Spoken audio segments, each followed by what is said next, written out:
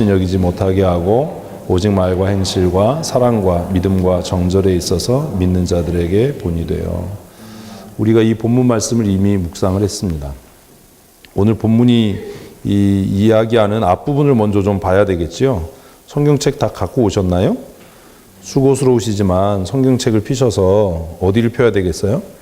본문 말씀 디모데 전서 4장 말씀을 한번 보세요. 1절에 보면, 우리 지난주에 이거 봤거든요. 1절에 보면 성령이 밝히 말씀하시기를 후일에 어떤 사람들이 믿음에서 떠나 미혹하는 영과 귀신의 가르침을 따를 것이다. 그들은 양심에 화인 맞은 사람들이다. 그래서 외식함으로 거짓말하는 자들이다. 이렇게 이야기하고 바울 사도는 이제 교회의 지도자로 세워진 디모데에게 권면합니다. 그 후일에 사람들이 진리의 말씀을 떠나서 미혹하는 영과 거짓의 영을 따르는 시대가 올 텐데, 그때에 하나님의 교회의 직분을 맡은 사람들은 어떻게 살아야 되는가 하는 것에 대한 이야기를 지금 4장 1절부터 시작해서 12절 말씀에 명령을 하지요. 우리 특별히 7분들을 지난번에 우리가 이 본문으로 말씀을 묵상했는데, 첫 번째 줄에 보면 누구든지 내 연소함을 업신여기지 못하게 하고. 뭘 업신여기지 못하게 하라고요? 연소함이요. 디모데에게 있어서 목사로서, 사역자로서 가장 취약한 취약점이 뭐였던 것 같아요? 그의 연소함이에요.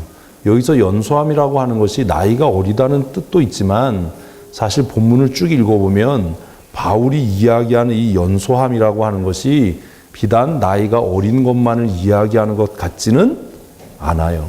여기서 말하는 연소함은 너의 미숙함이에요. 너의 미숙함, 온전하지 못함.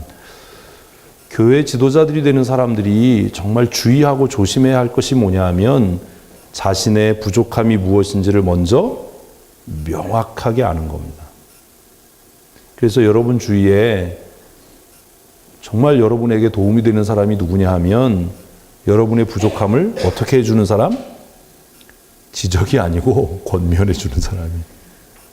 이게 네 약점이다. 그래서 제가 그거를 숙제를 드렸는데 안 하신 것 같아요. 이제 그 권사 피택하면서 제가 숙제를 드린 것 중에 하나가 뭐냐면, 전달을 받으셨는데 못 쓰셨는지, 뭐 전달을 안 하셨는지 모르겠는데, 종이 한 장에다가 한 면에는 뭘 쓰고, 하나님이 내게 주신 은사, 내가 가지고 있는 경쟁력, 이걸 쓰고, 한쪽에는 뭘 쓰고요? 내 약점, 내 부족함을 한번 써봐라. 굉장히 중요한 일이에요. 오늘 가셔서 한번 해보세요. 특별히 7분들은 오늘 저녁에 곰곰이 집에 가셔서 내가 극복하고 고쳐야 될 무엇에 대해서? 약점에 대해서. 근데 그 약점이 그냥 약점이 아니라 무엇으로서? 권사로서 교회의 직분을 감당하는 데 있어서 내가 생각하는 내 약점이 무엇인지를 한번 정말 냉정하게 생각해 봐야 돼요. 근데 이걸 어떻게 할 수 있냐 하면 이런 겁니다. 지금 여러분들이 임직하기 전까지, 오늘까지 교회에서 신앙생활하면서 여러분들이 보아왔던 많은 권사님들이 있습니다. 7분이 또 이제 벙어리가 됐어요, 또. 이 병을 못 고치는 거예요. 금요일 날도 그렇게 아멘 하자고 하고 뭐 열심히 했는데 그날만이지, 그날만. 보셨죠? 그죠? 그분들을 보면서 안타까움들, 야, 저건 좀 이러지 않았으면 좋겠는데 라고 했던 것들이 있어요, 없어요? 7분이 대답하셔야 돼요. 있어요, 없어요? 있었죠. 그런데 그것이 누구에게는 없는가? 나에게는 없는가? 그리고 누군가가 여러분에게 이제까지 진장으로서 혹은 또 어른으로서, 야, 너 이런 건 좀 고쳤으면 좋겠어. 아무개 집사님 좀 남의 말 잘 안 듣는 것 같아. 고집이 센 것 같아. 말귀를 좀 더디 알아듣는 것 같아. 이렇게 권면을 받았던 것들이 있다면 그것을 한번 냉정하게 생각하고 어떻게 보라는 거예요? 정리해 보라는 거예요. 바울은 디모데에게 너의 약점, 네가 목회자로서 목양을 하는 데 있어서 약점이 뭐다? 연소함이다라는 거예요. 연소함이다. 한번 찝어서 얘기해 볼까요? 최춘자 집사님 1등 했으니까. 최춘자 집사님, 서리 집사로 이렇게 신앙생활하면서 선배 권사님들을 볼 때 존경스러워 보이는 권사님들이 어떤 분이었어요? 없어. 아무도 존경을 안 한 거야. 그걸 한번 임직하기 전에 한번 생각해 봐야 돼요. 내가 그분을 왜 존경하는가? 제가 선배 목사님들을 보면서 그분들에 대해서 이분의 강점은 이거고 약점은 이거고 내가 그래서 이분에게는 이걸 배울 수 있고 이분이 이것만 고치면 정말 훌륭한 지도자가 될 수 있을 텐데 라는 것들을 제가 봐요. 그래서 때때로 그 두 분하고 둘만 있을 때는 가끔 그런 말씀을 드리기도 해요. 목사님 이런 건 좀 이렇게 해주셨으면 좋겠어요. 후배들도 그런 걸 봐요. 그래서 이건 참 너의 장점인 것 같아. 목사님 장점이 이건 것 같아. 근데 이런 건 좀 이렇게 해줬으면 좋겠어. 그리고 저도 부탁을 해요. 그런 것들을 나에게 좀 얘기해 줬으면 좋겠다. 그러면 내가 듣고 고민하고 고칠 것이 있으면 고치겠다. 그런 얘기 해주는 게 참 쉽지 않잖아요. 어떤 사람이 존경스러우세요? 성도로서 어떤 사람이 존경스럽지요? 이거 대답을 안 하시면 이게 앞으로 나갈 수가 없어요. 여러분 발전이 없어요, 사실. 제가 청년 때 정말 하늘같이 존경스러워 보였던 장로님은 성경을 너무 잘하시는 분이었어요. 지금 우리가 사는 이 시대는요, 옛날 같지 않아서 성도들이 배울 만큼 배웠고 성도들이 알 만큼 알아요.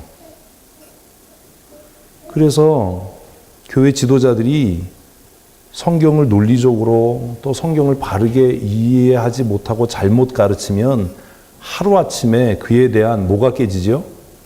신뢰와 존경이 깨져요. 그런 것들에 대한 고민을 하셔야 돼요.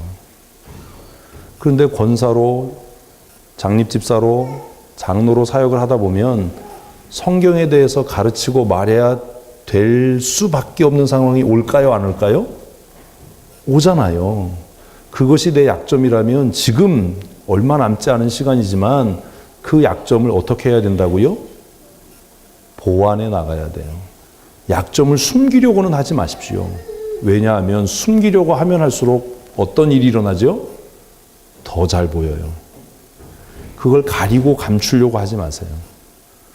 약점이 있다면 그걸 어떻게 해야 돼요? 드러내고 그리고 그것을 개선하고 있다라고 하는 노력을 보여야 인정받고 존경받을 수 있어요. 아닌 것처럼 가린다고 속습니까? 여러분들도 한번 입장을 바꿔놓고 생각해 보세요. 여러분들 그 선배 권사님들이나 또 교회 성도들을 보면서 어떤 사람이 정말 책 잡히지 않으려고 막 애쓰고 감추고 가리려고 하는 게 보여요? 안 보여요? 이분들이 완악해서 대답을 안 해. 그러면 여러분 발전이 없어요. 그게 보여요? 안 보여요? 보이거든요. 말하지 않을 뿐이지. 그게 보여지면 마음에서부터 그 사람에 대한 뭐는 없어요? 신뢰와 존경은 없어요. 바울은 지금 그 얘기를 하는 거예요. 성도들이 너를 뭐 하지 못하게 해라? 업신여기지 못하게 해라. 사람들은 자기 자신이 애쓰고 수고하는 것은 생각지 못하고 왜 나를 업신여기냐, 왜 나를 지도자로 인정 안 해주냐라고 얘기하는데 내가 존경받지 못하도록 행동하고 말하는 건 뭐 때문이라고요? 나 때문이에요. 그래서 그 뒤에 말과 행실과 사랑과 믿음과 정절에 있어서 뭐가 되라? 본이 되라. 본이 안 되게 말하니까 뭐 받지 못하는 거예요? 존경받지 못하는 거예요. 서리 집사는 그렇게 얘기해도 되지만 권사는 그렇게 얘기하면 안 돼요. 일반 성도는 그렇게 행동해도 되지만 목사, 집사, 권사, 장로는 그렇게 행동하면 안 되는 거예요. 제가 그냥 일반 성도라면 주일에 티셔츠 입고 편하게 그냥 바지 입고 운동화 신고 예배 나올 수 있나요? 없나요? 아, 진짜 있어요? 없어요? 그럴 수 있어요. 뭐니까? 그냥 성도니까, 청년이니까. 그런데 목사가 되고 권사가 되고 장로가 됐는데 주일에 캐주얼하게 입고 예배당 나오면 뭐가 안 돼요? 본이 안 돼요. 존경받을 수 없어요. 그래서 여러분 임직하면 옷 입는 것, 말하는 것, 행동하는 것이 성도들에게 뭐가 돼야 된다고요? 본이 돼야 되는 거예요. 제가 더운 거 제일 싫어하고 땀을 많이 흘리는데 그렇다고 정말 주일에 양복 여기 싹둑 잘라가지고 양복을 반팔로 만들어서 반팔 양복 입는 거 아세요?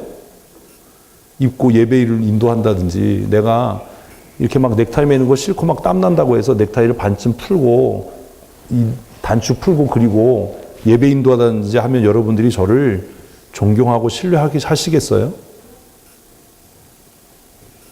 그러니까 힘들고 불편해도 성도들에게 뭐가 되기 위해서?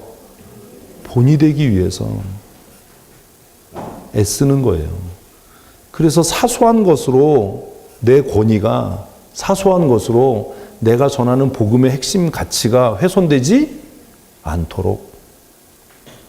이제 권사님 되시면 옷장 열어봐서 권사로서 이게 주일날 입기에 합당하지 않은 옷은 따로 골라 놓으셔야 돼요.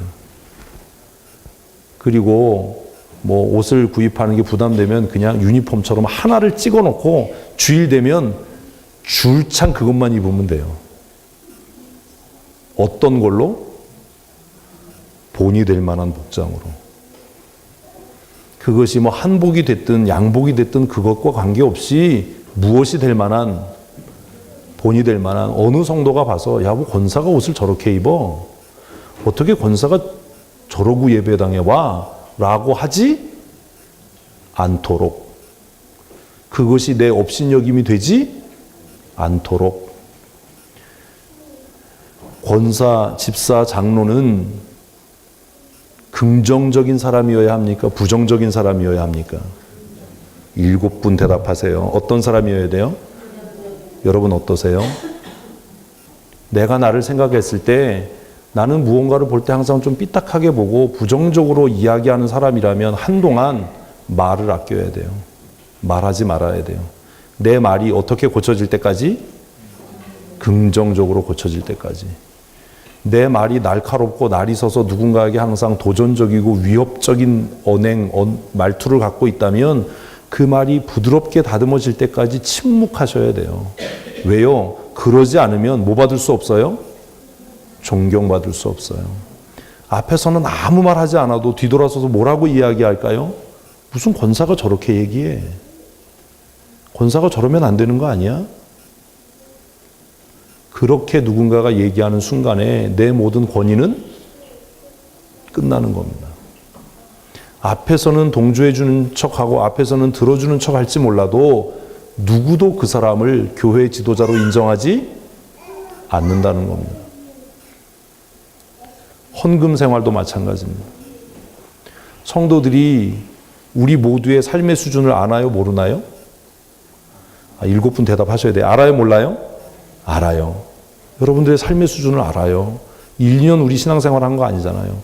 그런데 여러분들이 헌금 생활하는 것을 보면서 성도들이 야, 저 사람이 자신의 삶에 대해서는 후하고 너그럽고 넉넉한데 하나님께 대해서는 인색해라고 말하는 순간에 여러분은 성도들로 하여금 뭐 하게 한다고요? 시험 들게 하고 그들로 인해서 업신여김을 당하는 거예요. 그래서 지도자가 되는 건 어려운 거예요. 제가 목사입니다. 제가 헌금 생활하는데 그냥 11조만 하고 그냥 아주 그냥 인색하게 헌금 생활한다고 생각해 보세요. 여러분들이 저를 존경하고 신뢰하겠습니까? 왜 대답을 안 하세요? 제가 후배 목사님들이나 선배 목사님들 사이에서 제가 베풀지 않고 나누지 않고 하면 후배나 선배들이 저를 신뢰하고 따라오겠습니까? 안 그래요. 안 그래요. 제가 후배들에게 영향력 있는 선배가 되고 선배 목사님들에게 신뢰받을 수 있는 후배가 되려면 그분들과 있을 때 뭐 해야 된다고요? 업신여김을 당하지 않도록 행동해야 되는 거예요. 본이 되도록 해야 되는 거예요. 노력해야 되는 거예요. 그래서 그 아주 그냥 훌륭한 태도들이 몸에 배도록 말을 할 때도 긍정적인 그리고 정말 부드러운 예의 바른 이런 것들이 그냥 이렇게 나타나도록 그래야 내가 전하는 복음이 훼손되지 않는 겁니다. 여러분이 존경받는 하나님의 사람이 될지 업신여김을 당하게 될지는 누가 결정하는 거예요? 여러분 스스로가 결정하는 겁니다. 성도들은요, 냉정합니다. 우리 다 성도이지만 성도들은 냉정해요. 앞에서는 신뢰하고 따르고 존경하는 것 같지만 실상은 그렇지 않아요. 앞에서는 이야기를 들어줘서 다 내 의견에 동조하는 것 같지만 실상은 그렇지 않아요. 성도들이 여러분들을 권사로 피택할 때 여러분들을 보고 신뢰해서 뽑았겠어요? 아니면 목사 보고 뽑았겠어요? 7분 생각해 보세요. 어떻게 뽑았을 것 같아요? 제가 한 가지만 얘기할까요? 그날 투표 끝나고 나서 누군가가 저에게 와서 그러더라고요. 목사님, 제가요, 안 찍으려고 그랬는데요. 오늘 목사님 설교 듣고 목사님께서 다 찍어라라고 말씀하셔서 제가 찍었어요. 성도들이 여러분들을 투표해서 세울 때는 사실은 여러분들 보고 세우는 게 아닙니다. 정말 여러분이 어떤 사람인지를 성도들이, 속속들이 알 것 같으세요?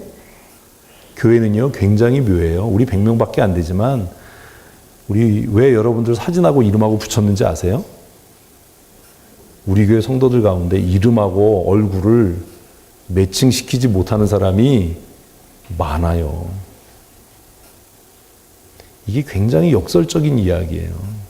그래서 성도들이 장로, 집사, 권사를 세울 때는 그 사람보다 사실은 목사님의 의중이 어떠한가, 저 사람이 목사를 편하게 할 사람인가, 이거를 보고 뽑지, 여러분들 훌륭하고 뭐 표나 많이 나왔다고 해서 그 기쁠 것도 아니고 표가 적게 나왔다고 해서 입 삐죽거릴 것도 없어요. 스스로 착각하는 겁니다. 여러분들이 앞으로 권사로 심호하시는 동안에 제가 정말 원하고 바라는 건 업신여김을 당하지 마십시오. 아멘 하셔야 돼요, 7분. 뭐 하지 말라고요?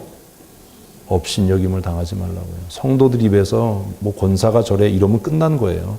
뭐 장로가 저래 그러면 끝나는 거예요. 성도들이 여러분들을 세울 때는 여러분들을 업신여기고 싶었겠어요? 존경하고 싶었겠어요? 존경하고 싶었겠죠. 그래서 제가 누군가에게 그렇게 얘기했어요. 존경받는 방법은 딱 하나입니다. 교회에서 존경받는 지도자가 되는 방법은 딱 하나입니다. 그게 뭐냐 하면 목사 곁에 바싹 붙어 있는 겁니다. 그러면 성도들이 당신을 뭐 합니다? 존경합니다.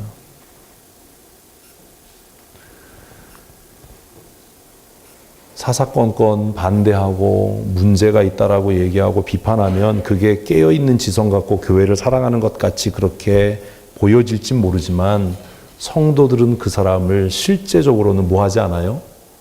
존경하지 않아요.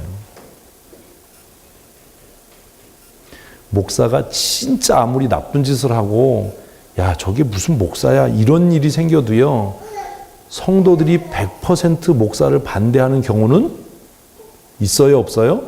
없어요. 그러함에도 불구하고 목사 편에 서는 사람이 훨씬 더 많아요. 무슨 얘기인지 이해되십니까? 12절 말씀대로 우리 권사로 임직하는 7분들 존경받는 지도자 되십시오. 그러려면 성도들이 뭐가 돼야 된다고요? 본이 되셔야 돼요. 임직할 때까지 여러분 스스로 내 약점이 뭔지, 내가 고쳐야 할 부분이 뭔지 그거 잘 모르겠으면 지금 권사님들하고 이렇게 임직하기 전에 훈련받고 지금 교육받을 때 물어보세요. 공개적으로 묻기 어려우면 개인적으로 만나서 권사님이 보실 때 내가 권사로서 부족한 것이 뭐라고 생각하세요? 내가 뭘 고쳐야 좋은 권사, 존경받는 권사가 될 것 같습니까? 라고 뭐 해보라고요? 물어보세요. 그분이 정말로 여러분을 사랑하는 사람이라면 아주 냉정하고 선명하고 명확하게 말씀해 주실 겁니다. 집사님 다 좋은데 이런 것들은 고쳤으면 좋겠어요. 이런 것들을 고치면 신뢰받는 지도자가 될 거예요. 그렇게 말씀해 주시면 그것을 마음에 새기십시오. 특별히 이제 은퇴를 얼마 안 앞둔 방과 박이 있잖아요. 이분들은 뭐 미련도 없고 겁날 것도 없어요. 이분들에게 물어보면 아마 명확하고 선명하게 얘기해 주실 거예요. 근데 방과 박을 신뢰할 수 없다. 그럼 저한테 오세요. 제가 아주 살벌하게 얘기해 줄 테니까. 저는 그냥 물어보면 저는 그냥 뭐 확 얘기해요. 저는 뭐 돌려 얘기하고 이런 거 없어요. 그냥 직격탄이에요. 그냥 쫙 얘기할 수 있어요. 집사님의 약점은 이거고 고쳐야 될 건 이거고 그래도 하나님께서 긍휼히 여겨서 쓰시고자 하시는 것은 아마 이런 것 때문인 것 같다. 그 말씀드릴 수 있어요. 제발 부탁드립니다. 임직식 끝나고 나서 제가 마음속에 괜히 세웠어. 이런 후회가 생기지 않게 하십시오. 아무도 아멘을 안 하네, 이분들이. 그렇게 하십시오. 성도들이 여러분들을 보면서 권사로 세워놓고 업신여기지 않도록 하십시오. 성도들이 여러분 보면 마음에서부터 존경이 우러나서 뭐 할 수 있도록 머리 숙여 인사할 수 있도록 그런 권사님 되십시오. 이건 많이 배워서 되는 것도 아니고 돈이 많아서 되는 것도 아니에요. 여러분 스스로 노력하셔야 돼요. 절대로 잊지 마십시오. 업신여김을 당하는 지도자 되지 마십시오. 그건 자신에게도 비극이고 교회에도 슬픈 일입니다. 그리고 여러분들을 지도자로 세우기 위해서 기도한 저에게도 슬픈 일입니다.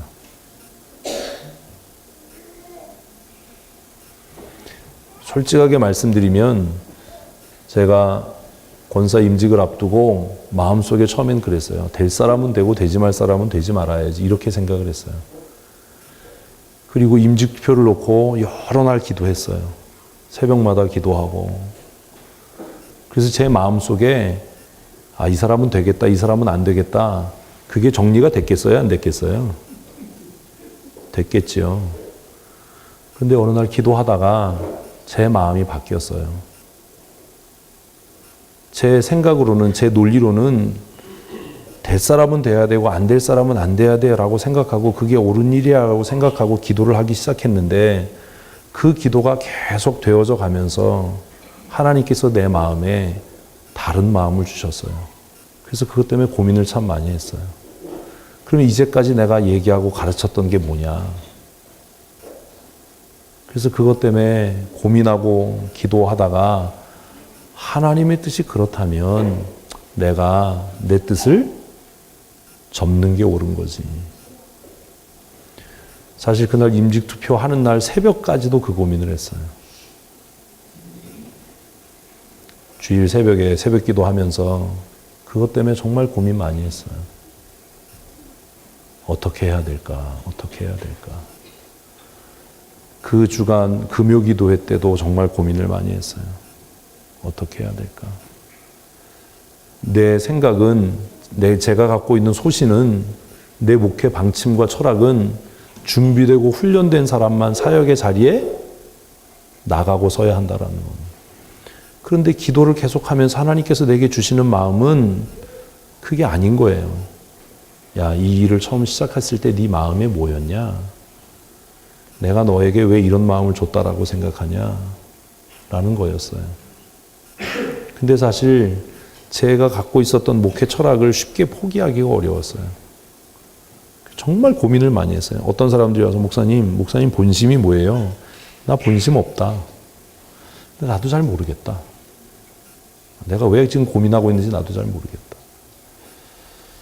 그리고 투표하는 날 아침에 새벽에 기도하면서 제 마음에 그런 확신이 들었어요. 이게 하나님의 뜻이라면 모두가 다 돼야 한다. 그런데 여러분, 제가 이 말씀을 드리는 것은 제 그런 결단과 선택이 여러분 임직을 하고 나서 시간이 지난 다음에 내가 헛다리 짚었나 봐 라는 슬픔이 되지 않았으면 좋겠어요. 무슨 말인지 아시겠어요?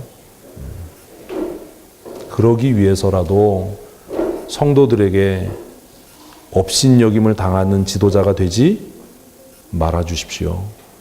당부합니다. 업신여김을 당하지 마십시오.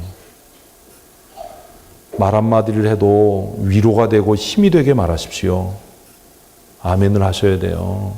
안 된다라고 이야기하지 말고 누가 무슨 소리를 하더라도 뭐라고요? 하자, 해보자 하면 된다. 내가 기도해 주마. 힘을 내라. 이게 문제다라고 얘기하지 말고 이런 어려움이 있어 보이니까 내가 그 문제를 해결하도록 돕겠다라고 얘기하라고요. 오늘 서류를 갖고 온다고 그랬는데 그 목사님이 안 왔는데 제가 하도 답답해서 오늘 아침에도 그 얘기를 했어요. 사역자들 모아놓고 기도해 하면서. 이명을 와서 서류를 갖고 왔는데 이건 진짜 그래서 내가 세워놓고 막 야단을 쳤어요. 그리고 나서 제가 했던 얘기가 뭐냐 하면 내가 목사님을 오늘 처음 만나고 누군지도 모르지만 일은 사람을 죽이는 일이 아니라 어떤 일을 해야 된다? 살리는 일을 해야 되고 일은 안 되게 하지 말고 되게 해야 되는 것 아니냐. 그러니까 어려우면 가서 나에게 연락해라. 내가 할 수 있는 만큼 돕겠다. 나 그 친구 누군지 몰라요. 이명 와서 12월 달에 홍콩으로 간다는데 제가 그 얘기까지 했어요. 제가 명함 주고 이메일 있고 여기 전화번호 있으니까 홍콩 가서도 교회에 어려움이 있거나 문제가 있으면 바로 연락해라. 내가 강원도에 서기로 있는 한 내가 할 수 있는 노력을 다해서 너를 돕겠다. 무슨 얘기인지 아시겠어요? 이번에 노회 때도 최민호 목사님이 왔다 갔는데 사실 전 그분 누군지 잘 몰라요. 왔을 때 반갑게 맞이해주고 격려해주고 위로해주고 얼마 전에 카톡이 왔어요. 목사님, 제가 한국에 방문했을 때 목사님이 너무 따뜻하게 맞이해 주시고 그렇게 말씀해 주셔서 너무 감사합니다. 제가 시카고에 잘 도착했습니다. 목사님 미국 올 일 있으면 꼭 연락 주세요. 그래서 제가 답장을 보냈죠. 미국 갈 일 있으면 연락할 테니까 그때 한번 보자. 얼마든지 목사님 오시라고.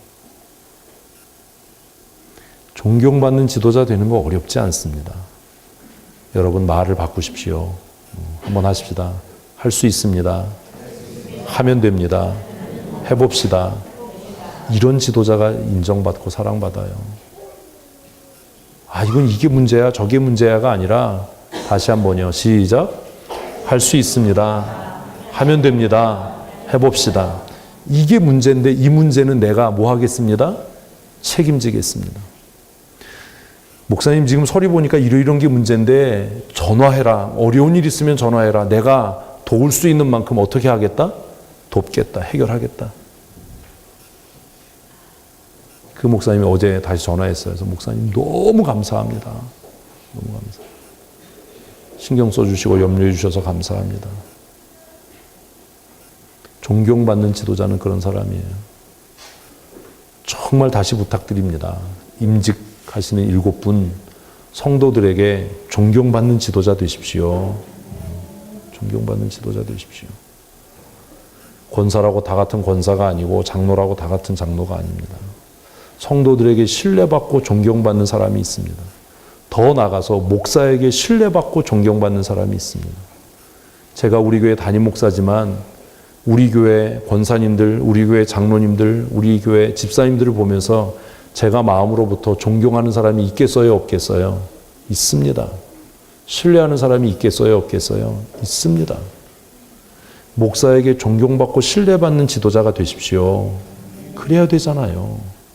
어차피 한 번밖에 못 사는 인생이고 하나님께서 우리에게 주신 직분이라면 저도 여러분에게 존경받는 목사 되기를 원하고 신뢰받는 목사 되기를 원하는 것처럼 여러분들도 담임 목사인 저에게 신뢰받고 존경받는 일꾼이 되십시오. 그게 복입니다. 맡겨놓고 불안해하고 염려되고 이런 사람 되지 말고 바울은 디모데에게 내 연소함을 성도들이 업신여기지 못하게 해라. 그리고 더 나아가서 모든 사람에게 본받고 싶은 지도자가 되라. 누군가가 여러분들을 보면서 권사님, 내가 권사님 보니까 나도 뭐 되고 싶어요? 권사 되고 싶어요. 이런 사람이 생겨져야 되지 않겠습니까? 양육이라는 건 그런 겁니다. 되지도 않을 사람 막 부추겨서 뭐 교사해라 이렇게 하는 게 아니라, 내가 권사님 보니까 내가 권사 되고 싶은 거룩한 소원이 생겼습니다. 내가 권사님 보니까 내가 사역하고 싶은 거룩한 마음이 생겼습니다. 이게 하나님의 사람을 세우는 거예요. 뭐 옆에 가가지고 권사해, 교사해, 할 수 있어, 이 얘기를 하는 게 아니에요. 제가 하도 기가 막힌 경우를 우리 교회에서 당했거든요. 그래서 제가 한번 주일학교 교사들, 지도자들을 한번 혼냈는데, 어쨌든 12절의 말씀처럼 이게 가장 중요한 이야기입니다. 오늘 절대로 성도들에게 업신여김을 당하는 지도자가 되지 마십시오. 그리고 목사인 저에게도 제가 뭐 할 수 있는, 신뢰할 수 있는, 어려운 일이 있으면 여러분의 얼굴과 이름을 먼저 떠올릴 수 있는 그런 하나님의 사람이 되십시오. 그래야 되는 겁니다. 제가 그래도 그동안 행복하게 목회할 수 있었던 것은 우리 방영숙 권사님과 박길순 권사님이 계셨기 때문이에요. 어려운 일 생겨도 제가 염려하지 않는 것은 이분들에게 전화하면 해결이 되니까요. 지난 목요일에도 우리 교회에서 그 귀전도법 뭐 있었는데, 금요일 날 목요일 저녁까지 식사 인원이 몇 명인지를 얘기를 안 하는 거예요. 사실 그러면 제가 애간장이 닳겠어요, 안 닳겠어요? 저 그래도 염려 안 해요. 막 집사람이 막 난리를 치고 몇 명인지 식사 인원을 확인해야 준비할 거 아니냐 막 그런데, 내버려 둬라. 양성찬 목사가 전화 안 하는데 왜 그렇게 제 마음이 평안할 수 있죠? 믿는 사람이 있거든요. 언제든지 얘기하면, 그날 아침에라도 몇 명이 온대요 라고 얘기하면 두말하지 않고 불평하지 않고 불편하지 않게 준비해 줄 수 있는 사람이 있다는 걸 제가 알기 때문에 염려하지 않는 겁니다. 제가 그래서 얘기를 했어요. 뭐 안 되면 짜장면이라도 시켜 먹지 뭐.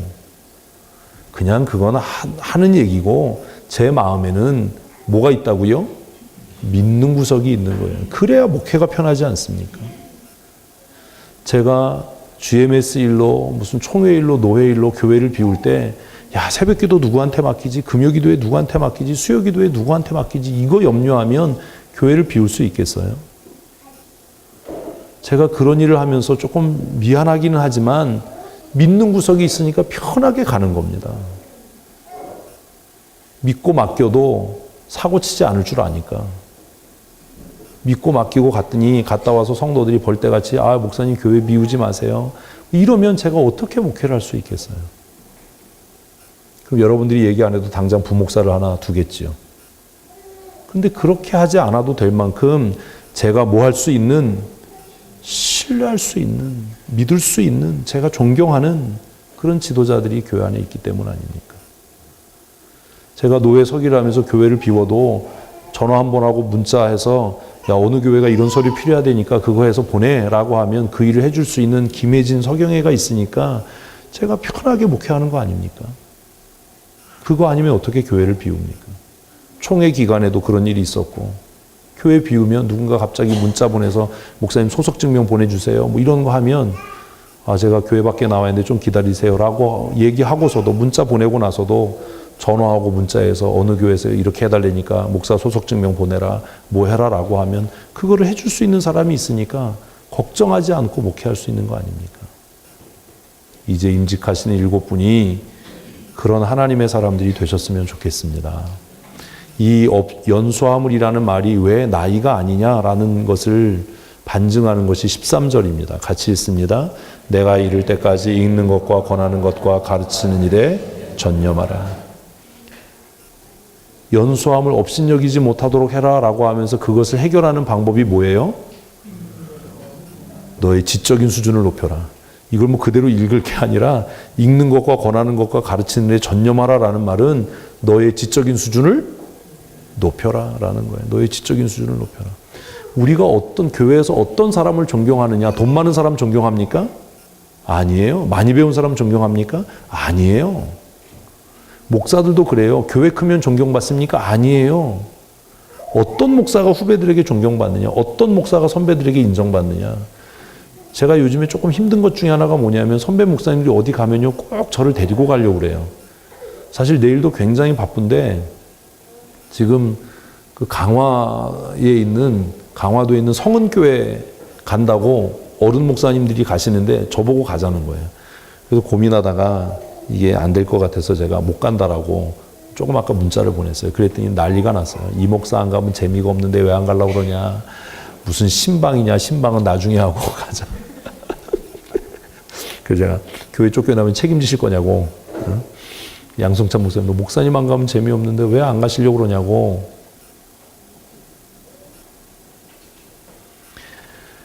임직하시는 분들,